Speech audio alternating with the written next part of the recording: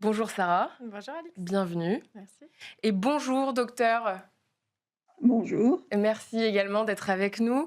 On dit que la santé des femmes a été négligée pendant des siècles, mais peut-on vraiment en parler au passé? Les chiffres montrent que les retards de diagnostic, les douleurs minimisées et la sous-représentation dans la recherche sont encore d'actualité. Sarah, je vous propose qu'on entre dans le vif du sujet. Quelles difficultés rencontrent les patientes pour un suivi gynécologique régulier aujourd'hui? Peut-être déjà l'information parce qu'on sait qu'il y a pas mal de campagnes, hein, notamment de prévention, de dépistage. On peut parler du cancer de col de l'utérus, Mmh mh. vous en avez parlé tout à l'heure, ou alors Oui. même, des dépistages, hein, par rapport au cancer du sein, et on sait qu'il y a une part qui n'est pas majoritaire, en fait, des femmes qui vont y avoir accès. Peut-être en lien aussi avec, le fait qu'il y a beaucoup de femmes qui sont en situation de précarité, hein, précarité sociale. On sait que c'est les personnes les plus précaires en France sont des femmes, avec, peut-être un recours à l'information qui est moindre. Ça, c'est le premier élément. Mm. Ensuite, peut-être une médecine qui, jusqu'alors, ne se focalisait pas plus que ça sur la santé spécifique des femmes. Mm, Et mm. là, je tiens à vous donner un scoop que vous connaissez peut-être, mais on sait enfin que les nausées gravidiques ont une cause biologique, alors qu'auparavant, on pensait que Vous pouvez rappeler c'était peut-être les ce que sont nausées. les nausées, Beaucoup de femmes, hein, ont des nausées en début de grossesse. La Mm. plupart, on leur dit que ça va disparaître au bout de 3 mois, puis il y en a qui les ont pendant 9 mois, ce qu'on appelle hyperémèse gravidique, hein. Donc, on disait aux femmes, vous êtes enceinte, c'est normal, ça va passer à l'accouchement. Mais des femmes qui vivaient des situations terribles, et certaines se posaient même la question d'interrompre leur grossesse, tellement c'était insupportable en début de grossesse. Et donc, Et ça, c'est oui. quelque chose qu'on banalise. Qu'on banalisait tout à fait, et qu'on psychiatrisait, hein, je crois que vous allez en parler tout à l'heure, hein. Mais du coup, on hospitalisait les dames, et puis on leur disait de rompre tout contact avec leurs proches. Et maintenant, en fait, on sait qu'il y a des éléments qui sont des marqueurs qu'on peut retrouver. Donc, je trouve que c'est assez symptomatique de difficultés que les femmes peuvent avoir quand elles ont des Mm. symptômes.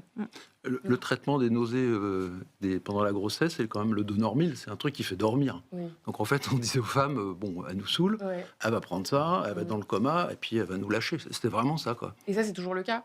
Les Bah, ça traitements, change. alors Oui, le voilà, ça traitement, bouge. c'est toujours Et ça. surtout, là, cette étude, elle date de 2024. Elle a Ouais, été publiée dans complètement. un très bon article qui s'appelle de Nature. Et l'idée, c'est d'avoir aussi des perspectives thérapeutiques. Quand Mm. on sait d'où ça vient, c'est plus facile de traiter. Voilà. Mm.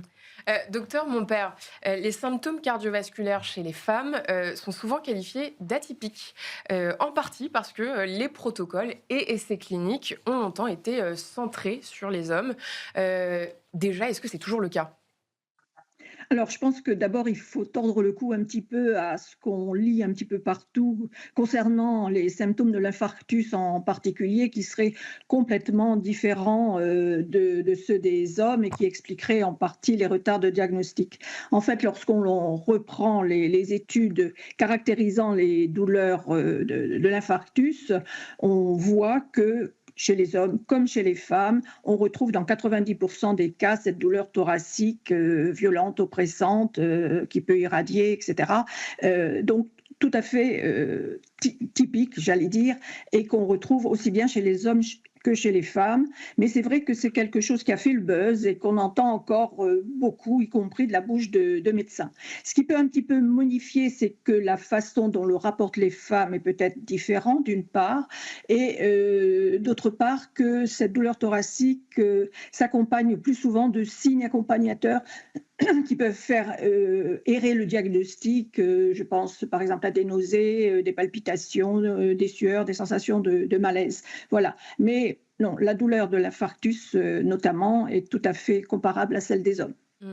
Mais est-ce qu'il y a des conséquences sur la pertinence des diagnostics et des traitements pour les femmes? Alors, malheureusement, malgré cela, il y a réellement d'abord un retard dans le diagnostic. Il y a également un retard donc dans le traitement de l'infarctus qui est lié en fait à une sous-estimation du risque cardiovasculaire chez les femmes et en particulier chez les femmes les plus jeunes. Euh, Malheureusement, actuellement, on constate, en particulier chez les femmes les plus jeunes, de moins de 54 ans, qui normalement sont encore protégées par leurs hormones, une augmentation, par exemple, de l'incidence des hospitalisations pour infarctus, qui augmente de 5% tous les ans, tous les ans. C'est-à-dire que depuis ces 4 dernières années, il y a une augmentation de 20% des hospitalisations pour infarctus chez les jeunes femmes. Et donc, cela n'est peut-être pas encore suffisamment connu, y compris au niveau médical. Et il y a bien sûr des mesures à prendre à ce niveau-là. Et justement, pourquoi, malgré les alertes, ces pathologies sont encore sous-diagnostiquées? Alors, je pense que au niveau médical, il y a une formation qui est insuffisante, ça c'est certain, mais ça n'est pas la seule cause. Il y a d'abord les femmes en elles-mêmes, hein. On a parlé des problèmes de sous-information tout de suite, là. Donc, c'est sans doute la première cause, avec là encore chez les femmes une sous-estimation du risque, surtout chez les plus jeunes. Il y a également, j'allais dire, des facteurs comportementaux qui peuvent amener à un retard dans la prise en charge, avec plus d'attentisme, avec la peur de déranger, avec quelquefois le manque de soutien, hein, familial, pour appeler, pour en particulier faire l'appel au 15 en cas de douleur thoracique. Tout cela, donc, effectivement, sont des facteurs importants. Et puis, il y a également, j'allais dire, le problème de santé publique, hein, de prise en charge au niveau des pouvoirs publics. Regardez un petit peu tout ce qui se passe au niveau du cancer du sein, qui peut encore être amélioré, mais Octobre Rose, c'est quelque chose maintenant qui est bien connu. Il faudrait qu'il y ait un plan cœur pour les femmes de la même façon. C'est important, vous l'avez rappelé, au niveau épidémiologique, c'est une des 2 premières causes de mortalité chez les femmes. C'est 200 morts chez les femmes tous les jours. C'est 6 fois plus de mortalité que le cancer du sein. Donc, ça mériterait effectivement une prise en charge beaucoup plus conséquente. Hervé? Oui, je crois que c'est vrai que les femmes chouinent moins.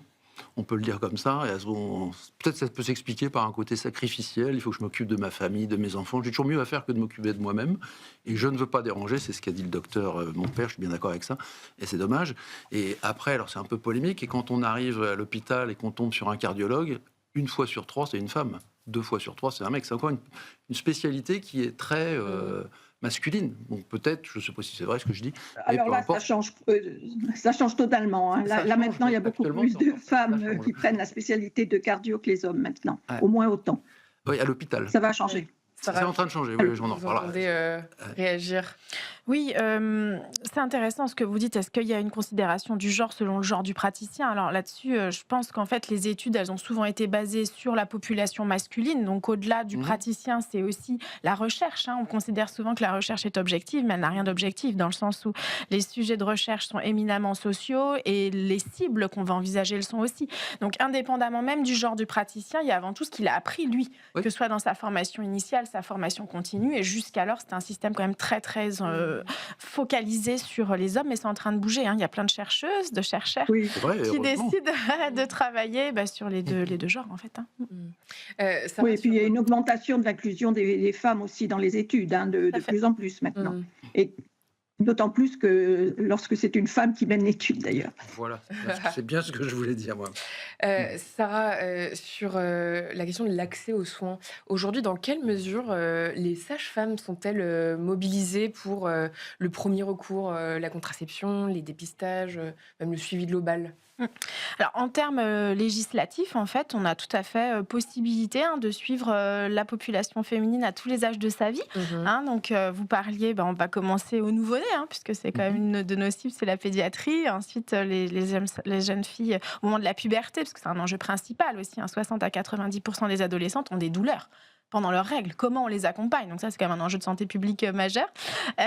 Ensuite, au niveau gynécologique, on peut faire le suivi de toutes les femmes en bonne santé, hein, pendant tout leur parcours de soins et même après au niveau de la ménopause, qui est un autre sujet majeur de la santé des femmes qu'on aborde relativement peu.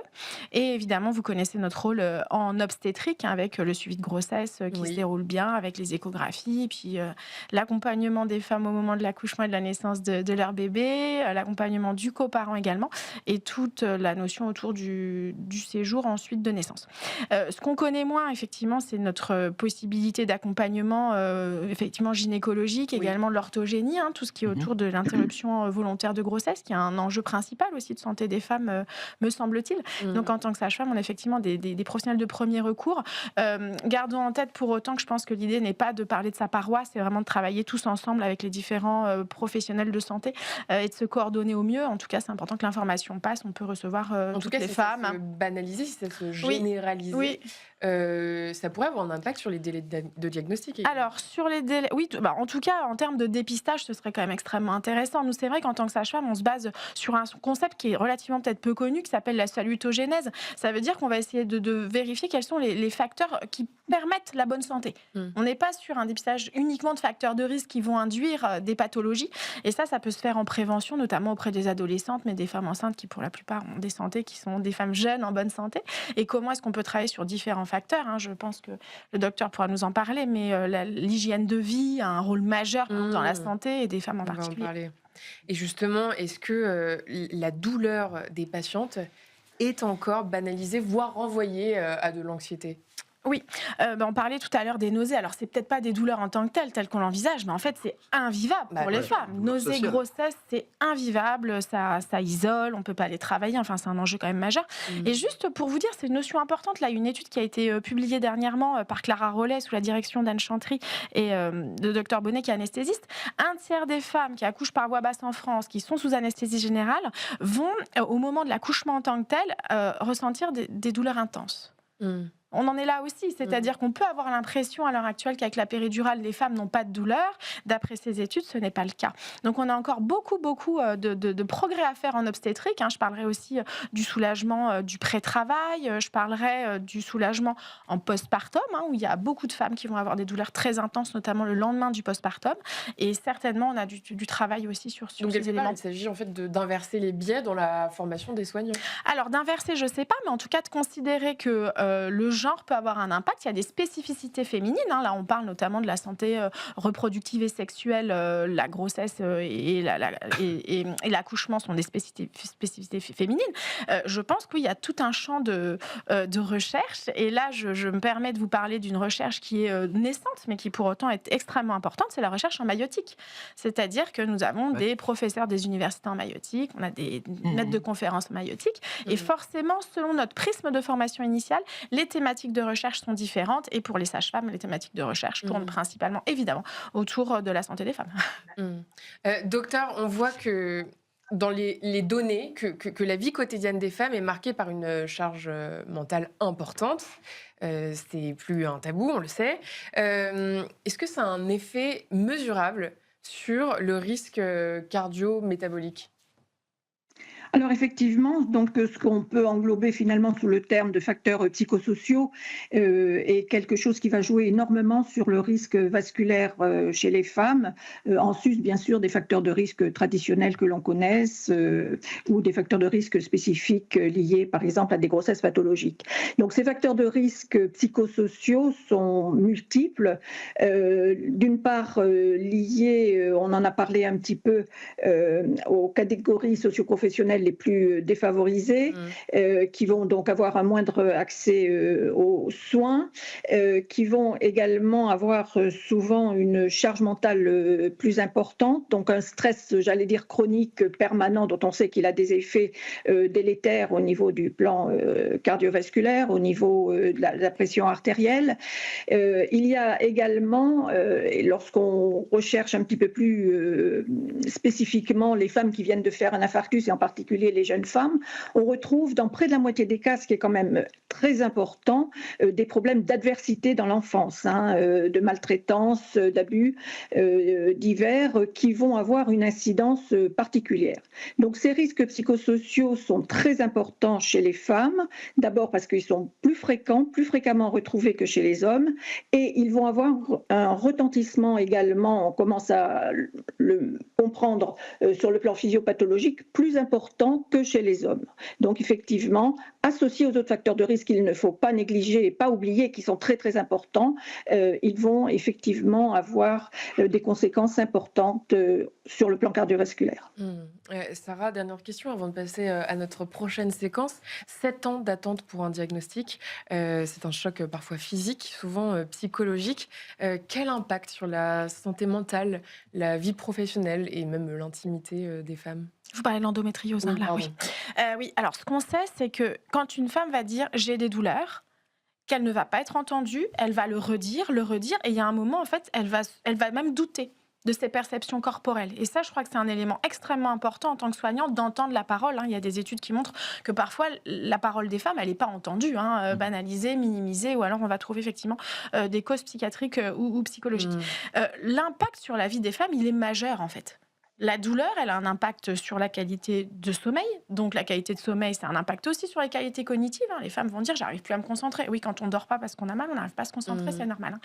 Sur la vie sociale, sur la vie sexuelle. Et en fait, ça veut dire que pour cette femme donnée-là, poser un diagnostic, c'est authentifier que ce qu'elle a dit depuis tant d'années, c'était une réalité. Et en ce sens, accueillir la parole, c'est fondamental. Donc après, il y a quand même sur l'endométriose, des choses bougent. Maintenant, il y a des centres de référence. Donc je crois qu'on peut dire que, fort heureusement, il y a des éléments qui ont été mis en place positivement. Mais c'est pas entendable de faire une errance diagnostique de tant d'années, surtout que maintenant, on a des spécialistes. C'est encore souvent le cas? Alors, moi, c'est vrai que là, je pense que dans les années qui viennent, on va être de moins en moins confrontés à ces situations parce qu'on a possibilité, nous, professionnels de premier recours, d'orienter vers des plateformes spécifiques. On n'a pas le temps, Hervé, Et je ne suis pas désolée. oublier que, pardon, ne pas oublier que ces femmes ont également un risque cardiovasculaire qui est majoré par l'endométriose, avec des phénomènes inflammatoires, donc elles seront effectivement à suivre également sur ce plan-là. Je voulais aussi revenir effectivement pour corroborer ce que vous Très venez de rapidement. dire par rapport à la douleur, qui n'est pas du tout considérée de la même façon chez les hommes et chez les femmes. C'est vrai par exemple pour les douleurs thoraciques. Quelqu'un qui arrive en urgence avec une douleur thoracique, chez un homme, on s'orientera tout de suite vers une pathologie cardiovasculaire, et chez une femme, souvent, ce sera un diagnostic d'anxiété ou de dépression. Et ça a encore été authentifié récemment. Restez avec nous, mesdames, on passe au scan.